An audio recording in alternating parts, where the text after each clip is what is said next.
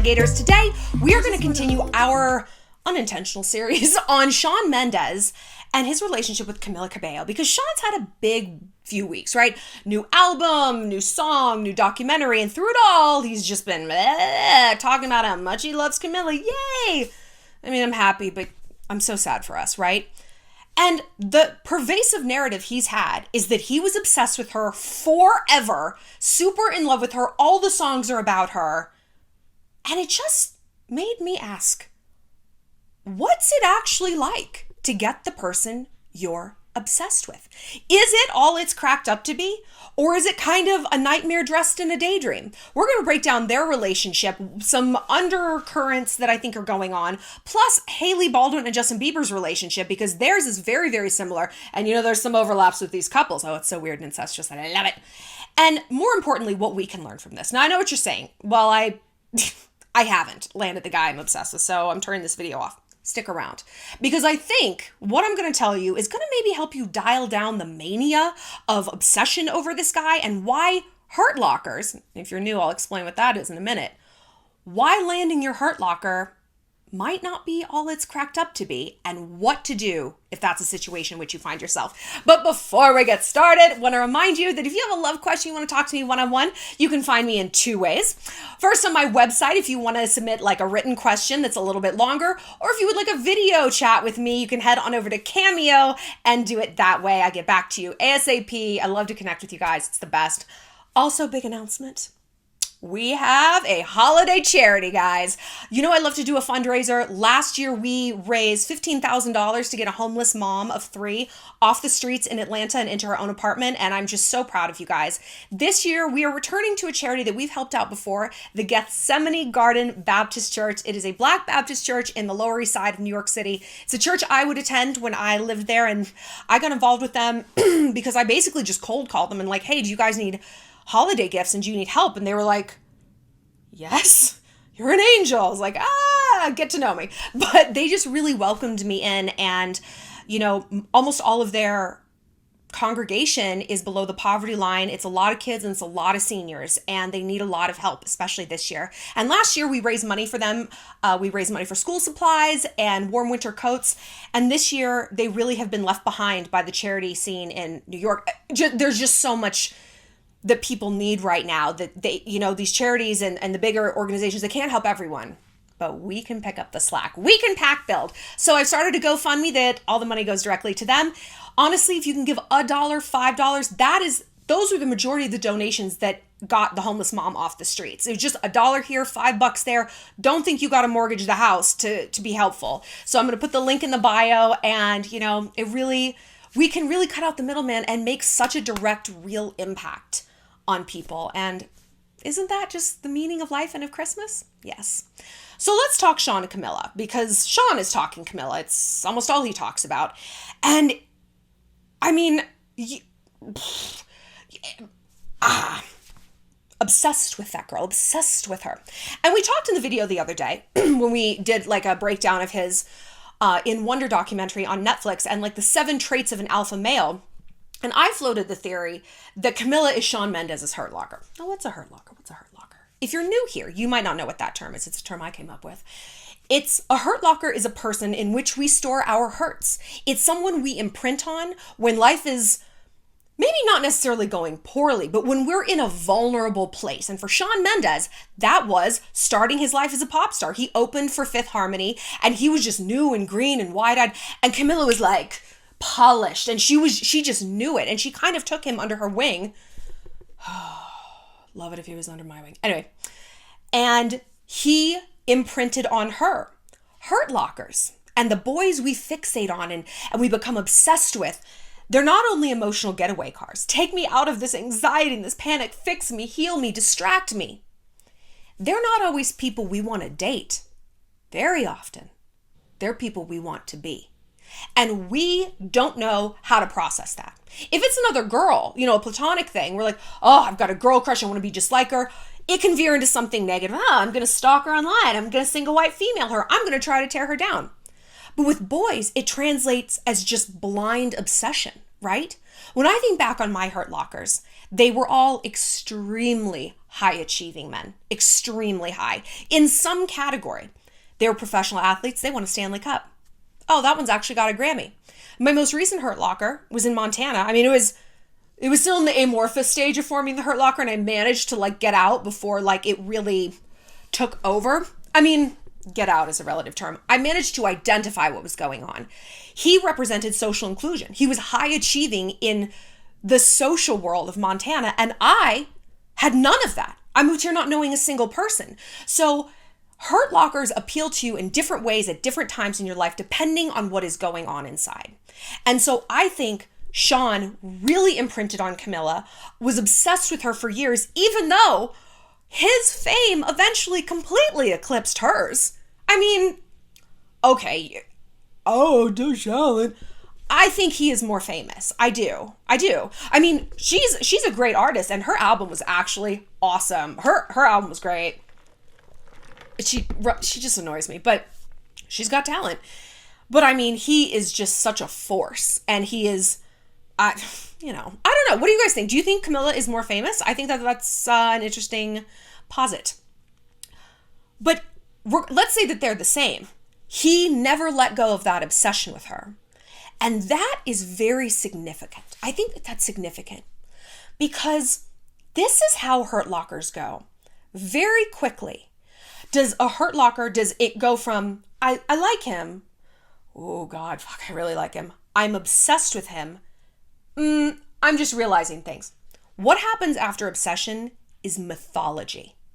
Mythology. These people exist on a plane larger than life. You don't say their name, you chant it.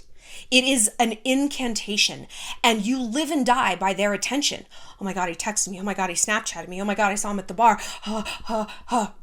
You have completely lost touch with reality. I forced myself, because I could feel this Hurt Locker obsession. I forced myself to confront the reality of the person I had Hurt Lockered on most recently, and I was like, he used the word gals. So these gals, I was like, ugh, gals. What are you talking? Oh my God. It was very unattractive. I hate that word. It like sets my teeth on edge. It's like what old men say. And I'm like, you're 6'4", you look like a Hemsworth. Why are you talking like this? It's so gross. But that didn't do that much to dial down the obsession. I still would have taken him back. I was still kind of obsessed with him, but I forced myself to look at that data. But I realized, data counteracts myth, but not mythology. I don't know. I'm having a hard time figuring out how to phrase this. It's like our imagination just runs away with itself, and we become more attached to the story, to the hunger, rather than to the person themselves. I read a lot about revenge. I love revenge stories, as you can imagine. And one thing I hate about revenge stories is the inevitable part where the person getting revenge, whether it's someone killed my daughter, someone stole my truck, whatever it is, where they're like, I didn't know what to do with myself after I got revenge. I had achieved my goal. Justice was served. I got my money back. Whatever it was, whatever the revenge, it doesn't mean they blew someone's head off, but whatever it was that tipped the scales, all right, there wasn't that rush of happiness. And they're like, it was actually a void, because for so long, all I had was that revenge, that quest for justice. And I had lost myself in it. And I didn't know who I was without it. And that reminds me so much of her Hurt Locker obsession.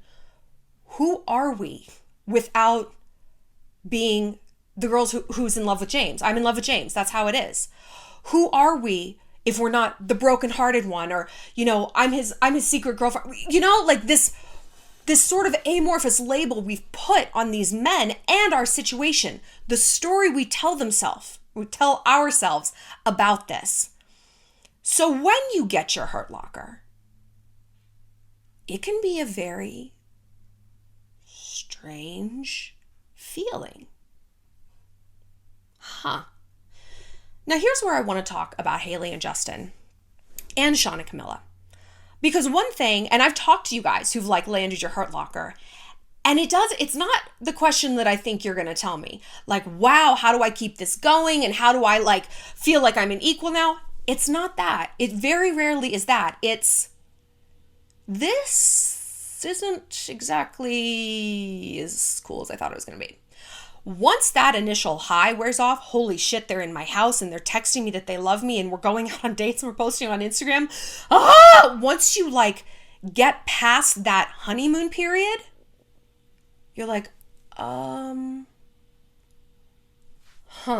really? Okay. And then the question is, how do you get out of it? And the larger question is much more disturbing. Am I even capable of being happy? There is nothing worse than getting what you want and not having it make you happy. You know what it feels like? It feels like doing drugs and not getting high.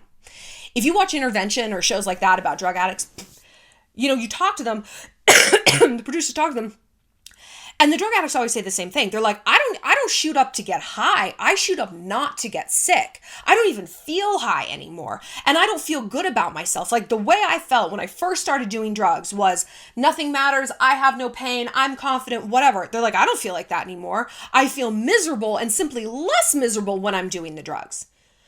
I used to be a cutter. That was like my terrible vice. And I stopped doing it. And I can do a video on this if you guys really want one.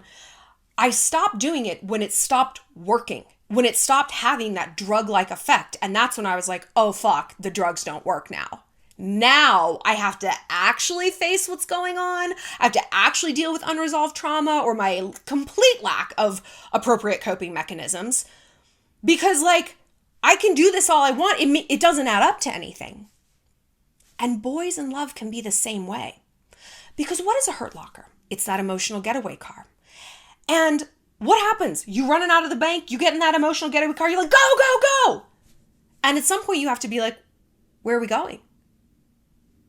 Do you know where we're going? I don't know. Do you want me to get out Google Maps? I don't know. MapQuest? Where are you going? What's your destination?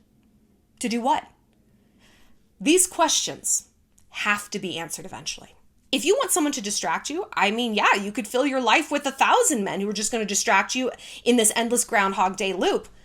Probably, at some point, you're going to hit some sort of wall, rock bottom, whatever, and you are most likely going to have to confront the thing that you were trying to get distracted from in the beginning. Only now, you have the secondary problem. You have the drugs.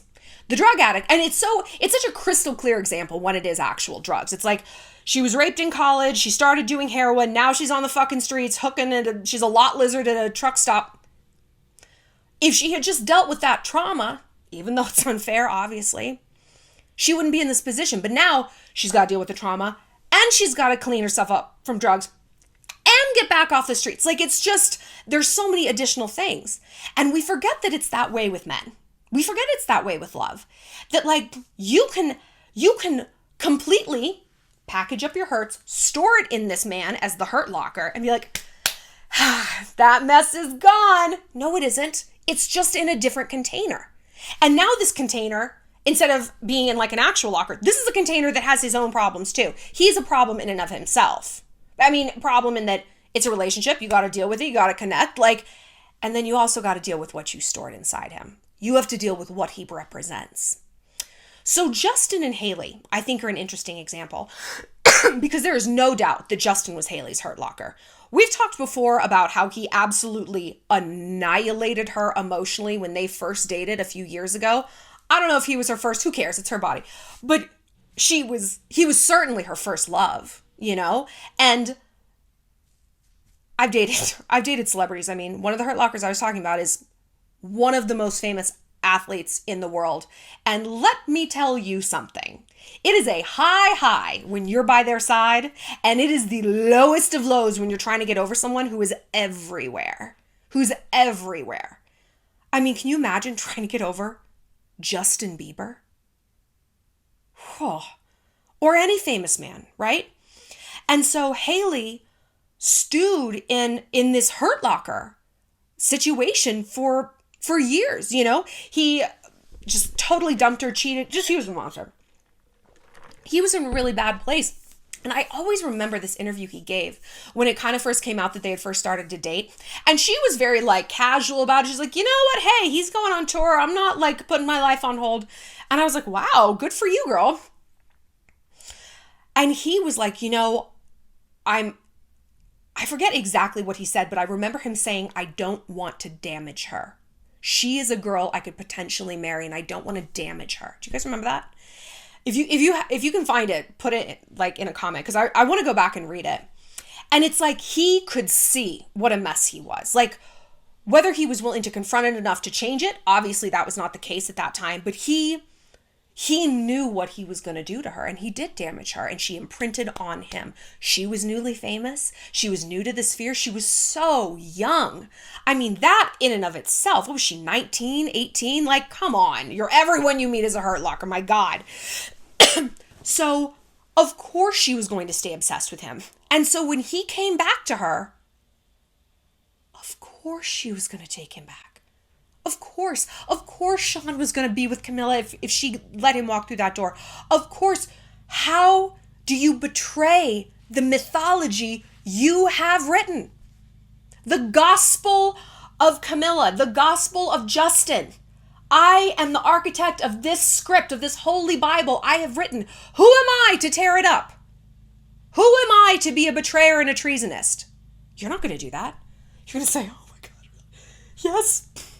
And let me tell you, the last thing you ask yourself is, do I still like this person? It honestly doesn't seem to matter. And I've been in this position.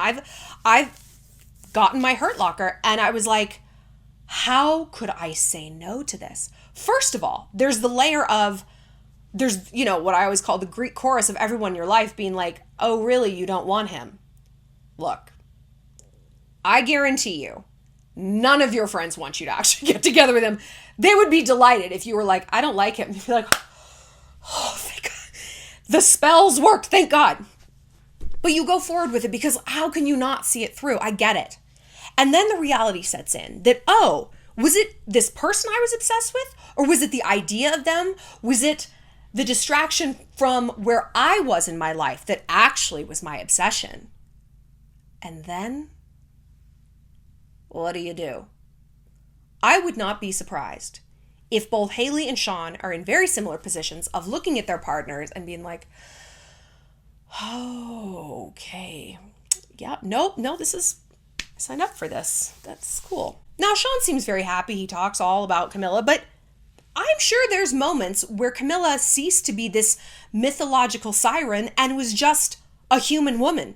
Annoying, bitchy, unshaved, whatever guys are like, And I guarantee the same thing happened with Hailey, that she was looking at Justin. She's like, you are actually annoying as fuck right now. Like, you are like a child that I have to clean up after. Why do we have to decorate our house with skateboards?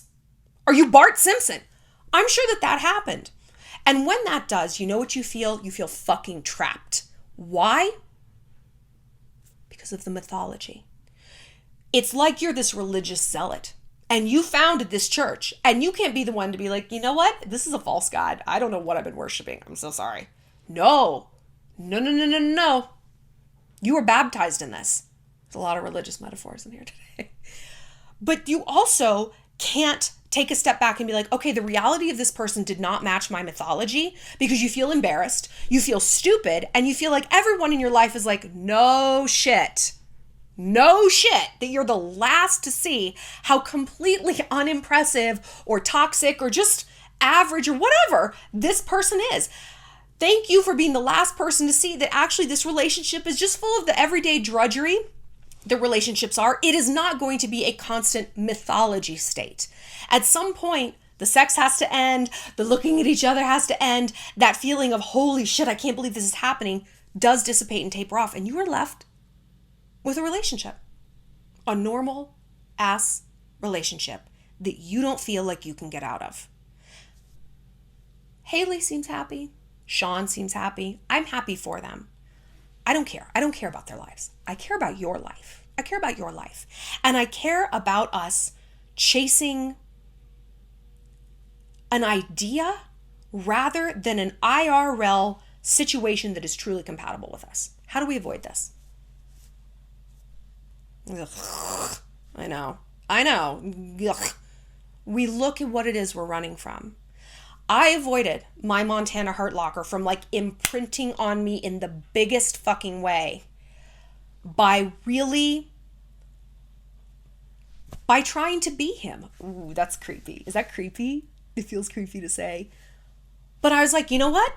If this is what a Hurt Locker is, if it's, I don't want to date him, I want to be him, let's be him. Let's fucking do this. Let's do this. I'm going to go to, I'm going to start playing hockey. I'm going to do barrel racing. I'm going to go shooting. I'm going to throw myself into as many things as I can, because what he represents is social inclusion. I'm going to get it.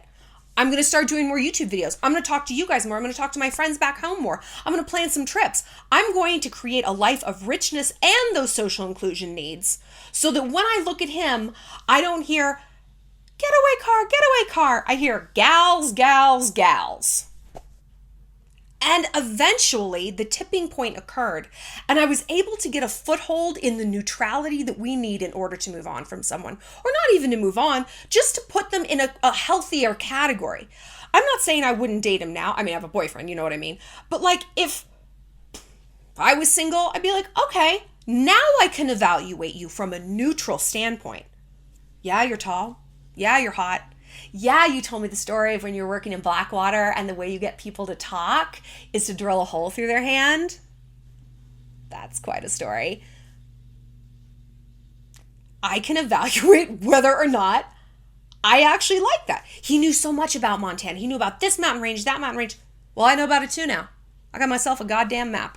How about that? You can replace a man with a topographical map. So if you're fixated on your Hurt Locker, if you've got a Shawn or a Camila, if you got a Justin, and we do, really funnel it down, and it's going to feel weird. It's going to feel weird. Like, I feel weird about myself. What do you mean I want to be this guy? Like, that's ultra pathetic. That's actually way more pathetic. Because it's normal to love a guy and to tell yourself I love him. It is incredibly bizarre to be like, I just want to be him. James, I want to be you. That sounds insane. It's not. It's the human condition. We are drawn to people who symbolize something in ourselves that we want. And sometimes that's a girl and sometimes it's a guy. Sometimes it's a place, sometimes it's a job. Sometimes it's a YouTuber. Like, it comes in all forms. And if we're smart and if we're healthy and if we have that emotional toolbox, we can look at these people for what they are. They're signposts. They're not a destination, right? Okay, I'm looking at you and I can feel that Hurt Locker, that obsession twitching because you are super cool in this town. And I want to be cool in this town. I want everyone to know me like everyone knows you. Okay, thank you. You may get out of the way. I'm going to drive past you on towards that destination. And not everybody is going to do this work. But if we're just sick and tired of feeling sick and tired over a Hurt Locker, and oh my God, do I know that feeling? It's just like at some point you surrender to the mythology. It's like, but I love him. I love James, and that's just how it is. Stop telling yourself that. Stop telling yourself that. Start telling yourself, I want to be him. I want to be him. Yeah, it's going to feel icky and stupid, but it is at least going to have a call to action that's healthier. I love him. You know what that call to action is? Snapchats at 4 a.m. Not a good one. Well, I love him. Call to action? I'm going to let him walk all over me. I'm going to stalk him where he is. I'm going to cyberbully his girlfriend. I want to be him. That is supposed to feel gross and weird. We are supposed to not want to feel that. And so we are going to be compelled to do something to counteract it. Oh, I want to be him. All right. Oh, ugh. All right. Stop saying it. Stop saying it. I heard you. Okay. Well, we are then going to work on our career because that's what I admire about him. And we're going to be bold and fearless in terms of negotiating. And we're going to rise through our corporate ladder. Okay. Great. A little bit of that ickiness, that, ooh, be him, is going to propel us to a new level. But the ickiness of, I love him, doesn't get us fucking anywhere. It doesn't get us anywhere. Because even if we get our Shawn, our Camila, our Hailey, our Justin, it doesn't matter. That feeling is still there. And we're going to have to look ourselves in the eye being like, this isn't what I wanted. there's so many parables out there of like, I think there are even some in Harry Potter, of like people coming back from the dead. You know, a wizard gives you a wish and you bring your dead wife back, and it's always the same. She's not the same person. She's hollow. She's not speaking to me. I can't hear her voice. Like, it's never what we actually think it's going to be. That's because we can't rely on some wizard to give us what we want. We have to get it from inside. We have to process it and get it that way. I want to know your thoughts on SHAWN and Camila. Do you think that she's his hurt locker? Do you think that he is going to realize it one day? Do you think that actually, you know what? Sometimes dating your hurt locker is amazing. And they do make you better. I mean, he says that she's made him better. Good for them. Have you landed your hurt locker? How did it go? I want to know. We're going to be doing some more videos for Vlogmas. And like I said, please consider giving to the Gethsemane Garden Baptist Church. Even if you're not religious, that's okay. Every kid deserves a Christmas, and their homebound seniors really deserve some love and comfort too. So go ahead and click that link right down there in the description. I'll see you tomorrow, Shalligators.